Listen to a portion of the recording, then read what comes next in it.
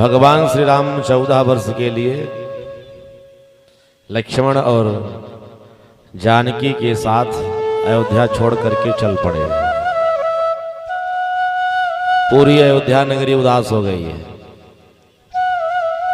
अयोध्या के पशु पक्षी जीव जंतु जानवर भी सब आज भगवान राम जब अवध छोड़ करके 14 वर्ष के लिए जंगल जा रहे थे, सब रुदन कर रहे हैं, सब रो रहे हैं, सबके नेत्रों से अश्रु की धारा बह रही है।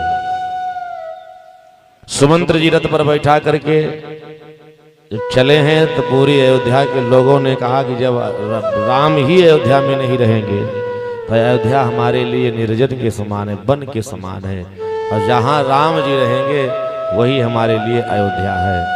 समस्त अवधवासी भी राम जी के साथ चल पड़े।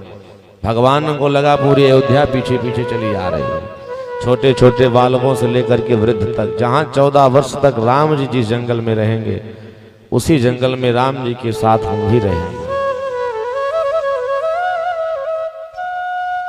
भगवान राम की यात्रा बढ़ी तो रास्ते में तमसा नदी पड़ी।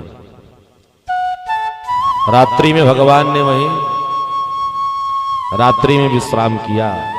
सारे अवधवासी जब सो गए तो भगवान ने सुमंत्र जी को, जो महाराज दशरथ के जो मंत्री थे, जो पहुंचाने ले जा रहे थे, दशरथ जी ने कहा था ले जाकर के राम लक्ष्मण जानकी को समझा बुझा के 2-4 दिन जंगल में घुमा करके लेके चले आना। राम लक्ष्मण न माने सुमंत्र ठीक है, लेकिन सीता को तो जंगल मत जाने देना, सीता को अवश्य वापस लेकर के आना है। सुमंत्र जी से भगवान राम ने कहा, सुमंत्र जी सारे अवधवासी सब सो रहे हैं, अवधवासी अगर जग जाएगी तो उनको समझा बुझा करके वापस करना बड़ा कठिन हो जाएगा। अवधवासियों को सोते हुए छोड़ करके राम जी वहां से आगे बढ़े तो भगवान राम पहुंच गए श्रृंगवेरपुर, जहां पर निषाद राज गुहे ने देखा। कल हम आप सब यही प्रसंग सुन रहे थे। निषाद राज ने भगवान राम के भ्राता लक्ष्मण, सीता, सुमंत्र को देख करके हाथ जोड़ करके खड़ा हुआ। ठीक है, अगर अयोध्या के चक्रवर्ती सम्राट राजा दशरथ ने आपको 14 वर्ष के लिए जंगल भेज दिया है तो आप जंगल तो आ गए हो, जंगल में ही हमारा गांव है। उस निषाद राज ने कहा चलिए हमारे घर पे रहिए। भगवान के स्वागत के लिए पूरे गांव वालों को बुला करके बढ़िया स्वागत कराया।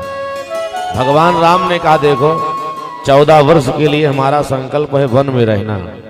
मैं किसी गांव में किसी घर में नहीं निवास कर सकता, बिस्तर पर शयन नहीं कर सकता, यही नहीं अन्न नहीं ग्रहण करना 14 वर्ष तक, कोई वस्त्र धारण नहीं करना, वलकल वस्त्र ही पहन करके रहना है, वृक्ष के नीचे सोना है, नदियों का जल पीना है, कंदमूल फल खाना है।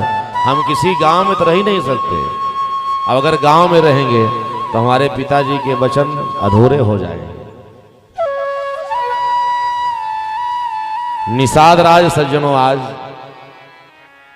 भगवान के सामने हाथ जोड़ करके नेत्रों में आंसू भर करके, इतने सुंदर राजकुमार जिनको अयोध्या का चक्रवर्ती सम्राट बनना चाहिए, परंतु आज इनके भाग्य में ये जंगल लिखा हुआ है।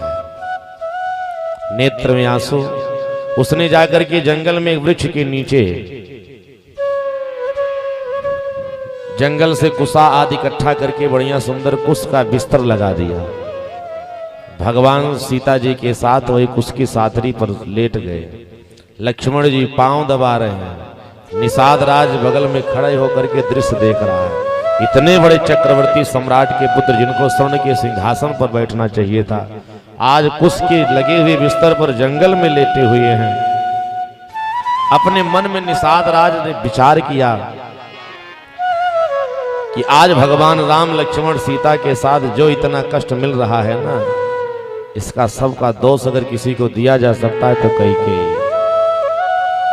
कैकेयी नंदन मंदमती कठिन कुटिल पनुकीन है, जहीं रघुनंदन जानकी सुख अवसर दुख दी, सुख अवसर दुख दी।